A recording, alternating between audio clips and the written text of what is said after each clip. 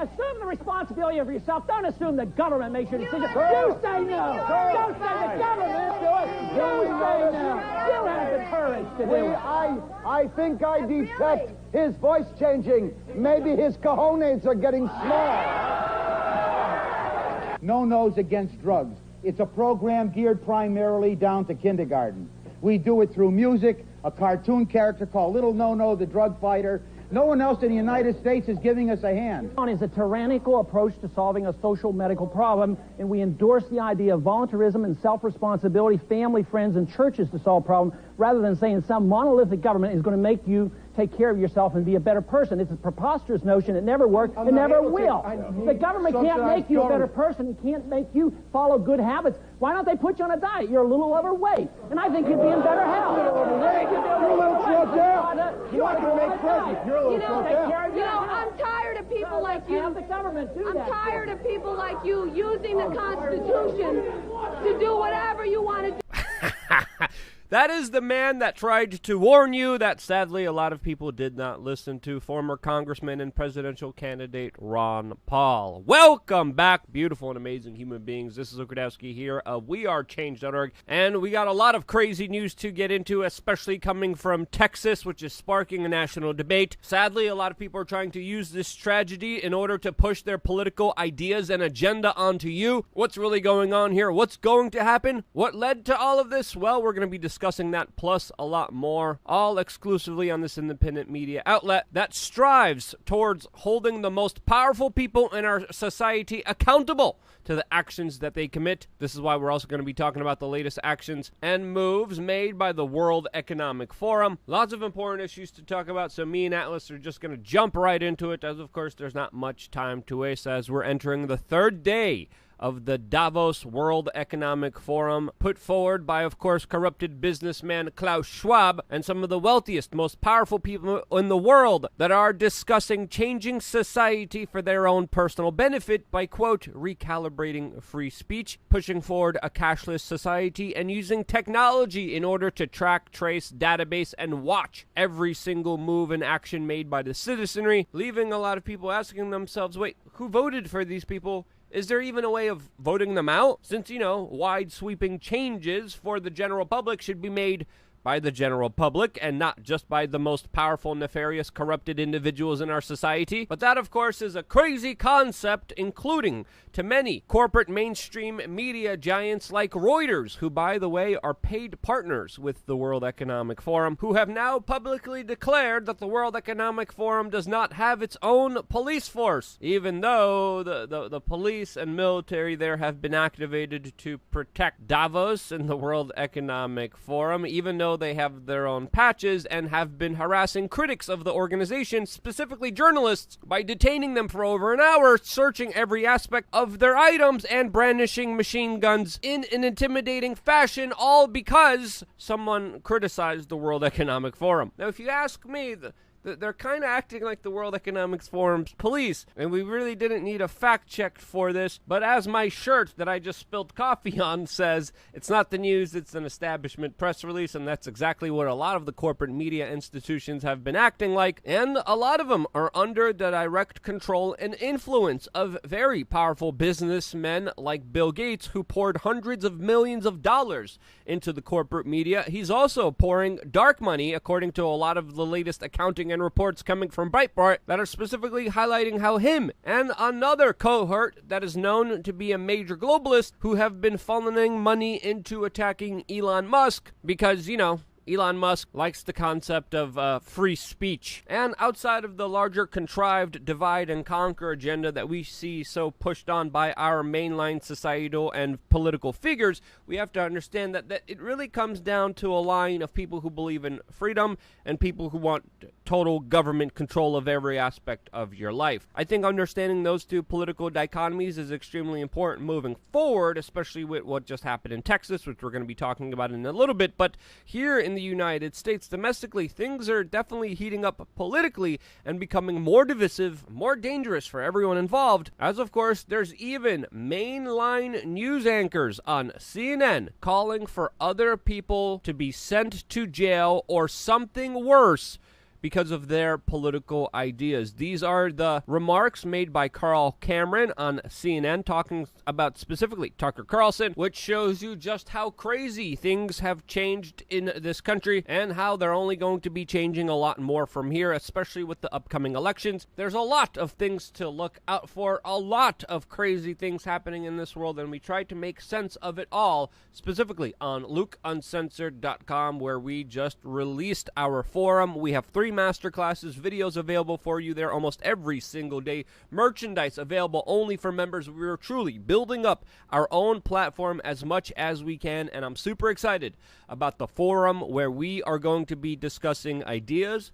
solutions, and meeting fellow like-minded individuals. This is going to be a way of connecting individuals together so they could meet each other, work together, and create networks of individuals that you could barter and trade with when it comes to the larger ideas of becoming self-reliant and being personally responsible for yourself. We're building, we're growing. If you want to be a part of that before the price of this private membership goes up, sign up right now, guarantee your price, as of course the things that we've been working on here on this platform, on our platform, where we get to say and do what we want, we are truly proud of. Yesterday's video is very important. Definitely recommend you watch that on our platform. Today's video, we're going to be talking about the deteriorating situation in inner cities and some more bombshell news from the World Economic Forum from a very unaccountable business industry that looks like it's having problems selling some of its products and extorting and manipulating people to take it. What's going on? We're going to be talking about that, plus a lot more, all exclusively on LukeUncensored.com later on today. And oh yeah, if you also want to support us, you could also buy a shirt on thebestpoliticalshirts.com that don't have coffee stains on them, like the one that I'm wearing. Link is also available down in the description below. But now, jumping into our main topic, and that are the tragic, horrible events that have unfolded in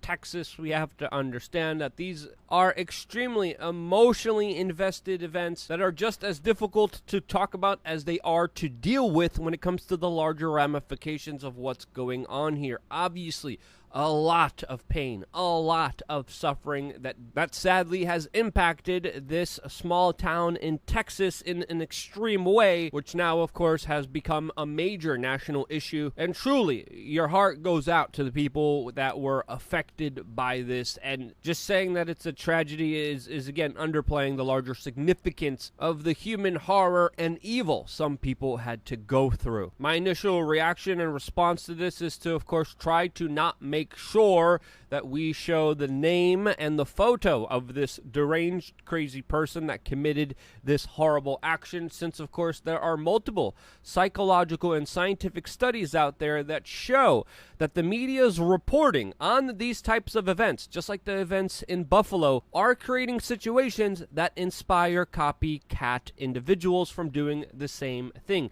This is why maybe there's a possibility the Buffalo incident could be somewhat correlated with this incident, especially with the media coverage that we saw from Buffalo, with the media, again, doing something that they shouldn't be doing. We had these discussions years ago. Many people in the entertainment business and TV world know not to do this. This is why during major sports ball games and major stadium events, when there's a crazy person running on to the field or the court, the television stations have learned not to show those people or give those people attention, because when you do, you spur on copycat individuals to do the same thing. The same element plays out psychologically with the tragic events that we saw in Buffalo, that we now saw in Texas. And if we could truly do anything from this, if we truly could learn anything from this event, is to not give these crazy individuals any attention. Do not show their face. Do not show their name. Focus on the victims here. Focus on the loved ones. Focus on the life loss. And then you're able not only to transform the narrative, but also, according to some studies, try to prevent other attacks from happening in the future, which, of course, the media plays a very important role in. Again, 19 children have lost their existence on this planet after an emotionally deranged 18-year-old who we're finding out today had a very unstable upbringing, committed this horrible act. Now, why did this monster do this? Well, we're still getting a lot of details that are coming in. It's important not to jump to conclusions, as of course we're still waiting to find out essential details and information here about exactly what happened. But from the initial reports, it looks like this attack wasn't planned. It looks like there was a chase, that he was running from authorities. He crashed his truck, ran into a school, and then unloaded a rifle on defenseless children after allegedly getting into an argument with his grandmother that was kicking out his drug-addicted mother. There was an argument over a phone bill, which led to this crazy monster shooting his own grandmother and then fleeing authorities, going on a rampage inside of that school. Now, we are getting some details about this monster's life, that of course he was bullied for growing up poor. He played Call of Duty. He creeped out his Wendy's female co-workers. He walked around with boxing gloves looking for fights. He harmed himself. He was known for being an outcast. He was wearing black. He was wearing military boots. And who do you blame for all of this? Do you blame Call of Duty? Do you blame the tools that he used? Do you blame the bullies? Do you blame poverty? Do you blame the drug-addicted mother? Do you blame a fatherless home? Are you going to say video games caused all of this? Well, again, depending on your political perspective, you're going to nitpick whatever ideas you choose to entertain and, of course, push them as a way to push your political agenda through this tragedy, and that, to me, is absolutely ridiculous. And at this moment in time should be shunned away. Any politician trying to use this strategy for their own political benefit should be shunned and kicked out and ridiculed from the public discourse. And when it comes to this tragic event, there's a lot of fake news, including fake news from the right, with alleged photos of someone dressed up that they're trying to point to as this monster, which of course fits their own political ideology that they're trying to purport to everyone else on social media, which again has not been verified, has not been true under any accounts that I've seen. And of course there's the left that are trying to use this situation for their own political purposes, for their own power, for their larger divide and conquer agenda that they have been pushing so aggressively. As many prominent leftist figures like Michael Moore are using this tragedy for their own political wish list, as of course Michael Moore has used this tragedy as a way to call for more people to be left defenseless, as of course he's calling on for a policy that would be stripping away law-abiding citizens' rights away because this monster broke a law. And again, there's no excuse for this. There's a lot of blame going around here, not a lot of personal responsibility, a lot of emotional manipulation, especially from individuals like Steve Kerr that have just weeks ago called for police officers to be disbanded from local schools, and now today is also calling for the disarming of American citizens. And as Michael Tracy points out, a lot of the same individuals calling for the disarmament